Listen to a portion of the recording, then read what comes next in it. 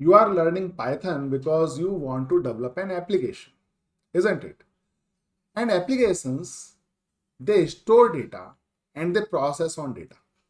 Correct? That's what applications do. Let's take an example of bank accounts. In banks, there is a software to manage your accounts.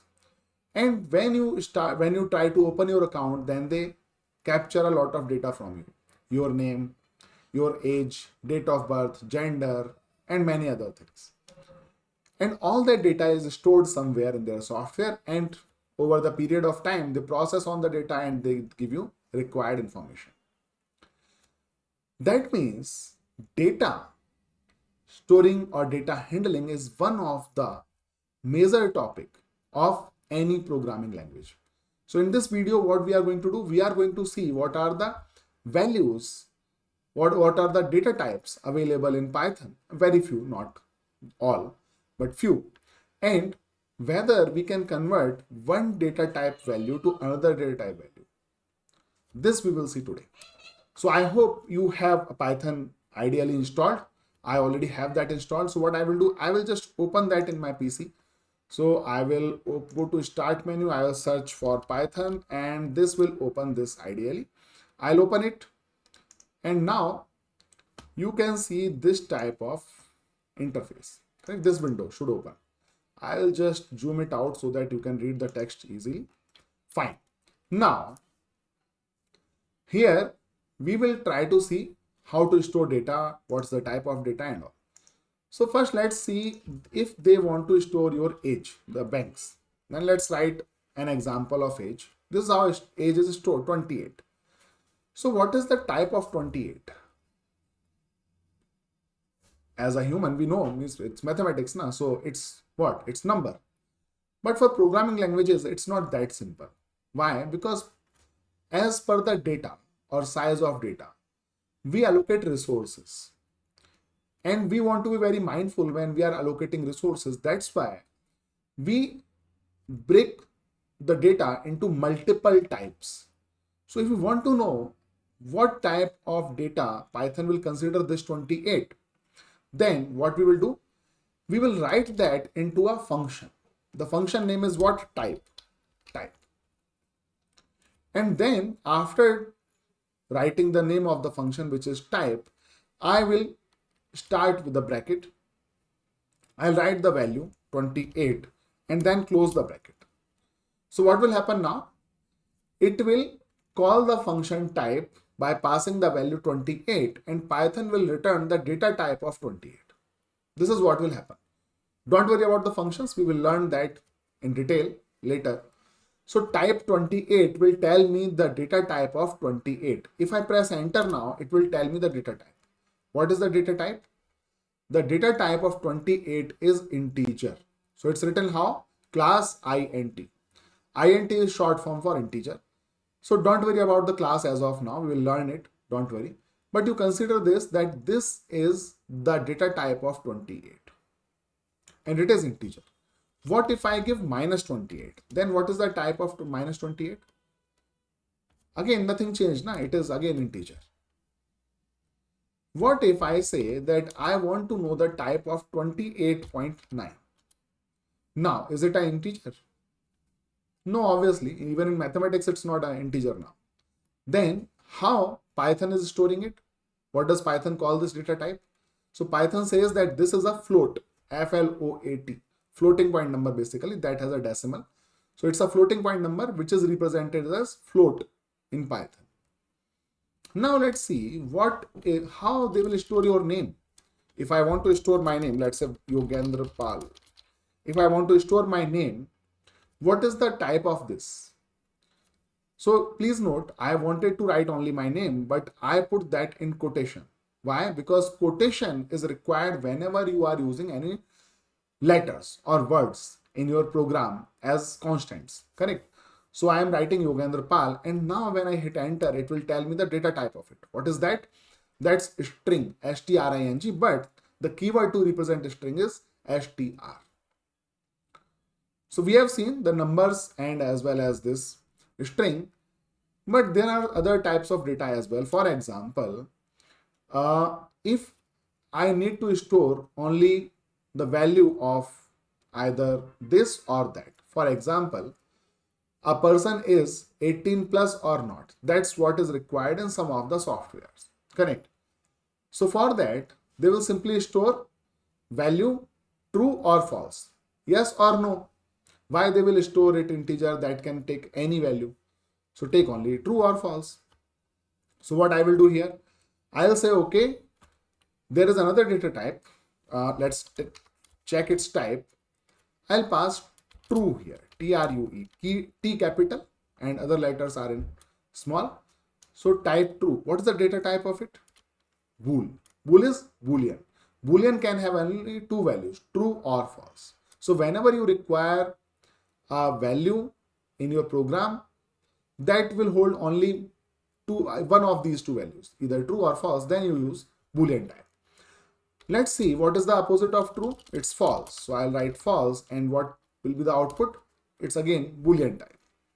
What if I write false in double quote? Then is it still a boolean type or it becomes a string type? Let's see. It is a string now. It's no longer a boolean. Perfect. So this is how you can store integer, float, string and boolean. But there is one more. And what's that? That's none. Sometimes you need a container. Okay. So container means where you want to store a value in future. Right now you don't need it. So sometimes you want to store nothing. Okay. And that nothing has a type in Python. It is known as none type. The value is none. So if I try to check the type of what? Type of none, then I will get what? In return, class none type. Perfect. So these are few values we will learn today. These are the few data types that we will see today. So you now try to do with multiple values. For example, if you are curious, you may want to try with a long value like this.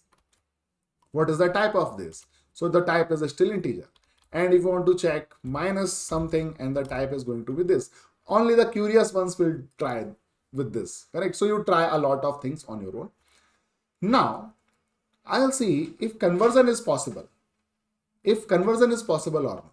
So conversion means what? If I am saying that I want to store integer, let's say I have integer, but I want to change that to float. Okay, like I don't want to have 28. I want to change it to float. Then how will I do it? So float is represented by what? Float is represented by float keyword, float.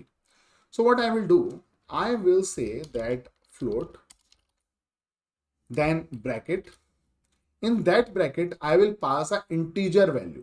What I am trying to do, I am trying to do the type casting. So basically changing the data type from one to another is known as typecasting. Here I am trying to change data to float. Which data? Whatever is supplied in these brackets. So in this bracket I am supplying an integer value 28. And if I am converting that to float, what should be the output? 28.0, isn't it? Because now the float is also added to that. So 28 is equal to 28.0. That's why the value is this. Can I do the same with integer? Let's say if I am saying I want to convert a floating point value to integer. So I am writing integer, int, which is the keyword for integer representation. Int, in brackets I am passing the values, let's say 90.8.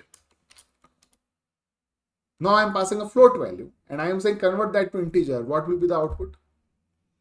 If you have to do it, what will be the output? Output is going to be 90. The 0.8 is simply discarded. Anything after floating point is discarded. So it's 90. The one you are looking for, you may want to say that 90.8 should become actually 100. That's a different function. So that's a round. So we want to do the round of 90.8. Then it will become what? 91, isn't it? And if I do 90.1, then it will become 90. So we are rounding the number with the help of round function, but that's not the focus right now. The focus is in changing the data type. So we have seen float to integer, integer to float. Let's now do something else. So what about changing the boolean type value to an integer type value? Is it possible? So what is a boolean type value? True. If I want to change it to integer type, then what will I do? I will put that in bracket. Now I will pass this true value to a function integer. So I will write int and then I'll pass this true value to integer. So true is a boolean value. I'm trying to convert that to integer. What will be the output now? 1. So that means true is converted to 1 when it is converted to integer. What will be the value of false in that case? If true is 1, then false is obviously 0, isn't it? Can I change it to float also? Like if I say I want to convert float true, I want to convert true to float, then 1.0. And what if I say I want to convert the value of false to float, then it's 0.0. Perfect. Now, if I say that I want to convert an integer or float value to boolean, then what will happen? Let's see. But before that, what I will do, I'll clear that. Whatever is written here, let's just clear it. By simply writing clear and hit enter, you will be able to clear your screen. Let's make it a little bigger. And now I am saying that I want to convert a floating point number, or let's just say integer, to a boolean. So for boolean, what's the keyword? Bool, B-O-O-L. And here I am passing 1. So if true was converted to 1 in integer, then obviously integer 1 should become true in boolean. Let's see. And 0 should become false. Correct? Now, how about floating point? But before floating point, what if I simply do nothing? I am passing nothing in boolean. Then false. That means for zeros, this simply means that 0 or nothing is considered as false in boolean. Other than that is considered as true. Let's see. So in boolean, now I am passing -1. -1 is what? An integer value. And I am converting -1 to boolean value. So it will be what? True or false? What do you say? It is going to be true. Basically, anything other than 0 or nothing is considered as true, including a big negative number, true, or a big positive number is also true. Correct? Let's now do the same for the floating point number. It's not going to be different again.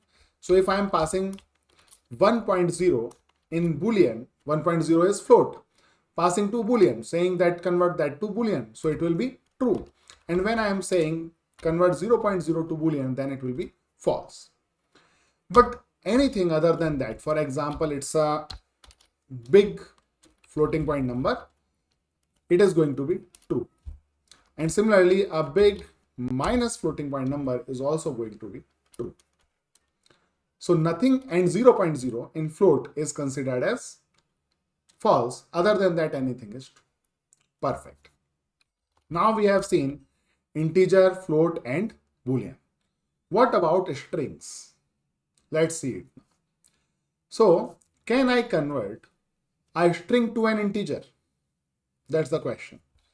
So I am writing integer because I want to convert to integer. What value? A string value. So I'll pass a string here. So I am saying hello.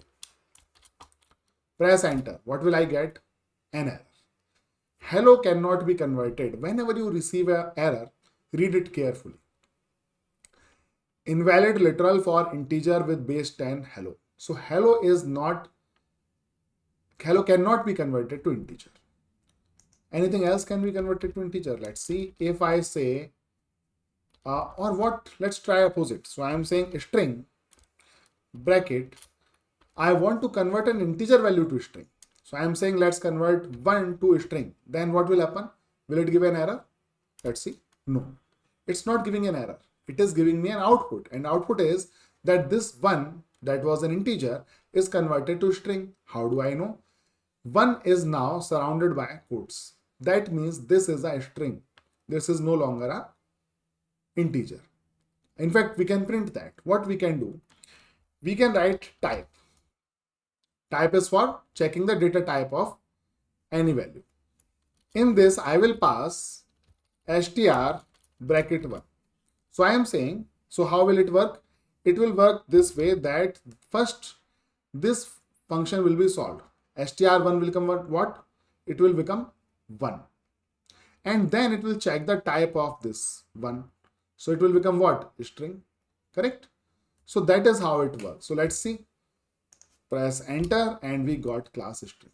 So you see, this is changed by string. Perfect. So if 1, an integer value, can be changed to string, can I change this string back to integer? Let's do it. I am saying int. That means I want to convert to integer. What do I want to convert to integer? The value 1 that is written in string format. String 1 to integer. Let's see if it will work. Whether it will work or it will give me error. Let's see. It worked. It is 1 now. Perfect. So can I try it with a bigger number? Let's see. Can this string become an integer now? Yeah, perfect. So this means if you have any letter, let's now give a letter also. I am writing an I here. Then it will give me an error. I cannot convert a string that has anything other than the numbers into integer or float. Correct? Let's now convert that to float. I am saying that I want to convert a value 9.8, which is a not float, sorry. It should be, I want to convert to string 9.8 value. 9.8 is float. Let's enter it and it is saying 9.8 in string. How do I know? Because I can see quotes around 9.8. Perfect. Now, if I write something else here, if I say 9.8i, then it will be a problem. Correct? It will be an error. So we have seen how we can convert an integer float to string, or what type of integer and float values can be converted to string, and what type of strings can be converted to integer or float values. Now let's look into the boolean value. I want to convert boolean value true to string. Will it work? Let's see. Yes, it's working. And what if I do opposite? If I say I want to convert true to boolean, it will be what? True or false? Obviously, it will be true. What if I say that I want to convert a false string to boolean? It will be a false or true? True. Why? Because anything other than 0 or none is considered as true. So here the string is false. Okay. But it is a string. It has some information. So it is true. If I pass empty string, then it becomes false. Perfect. Similarly, I can convert false, which is a boolean value, to a string, and then it will be what?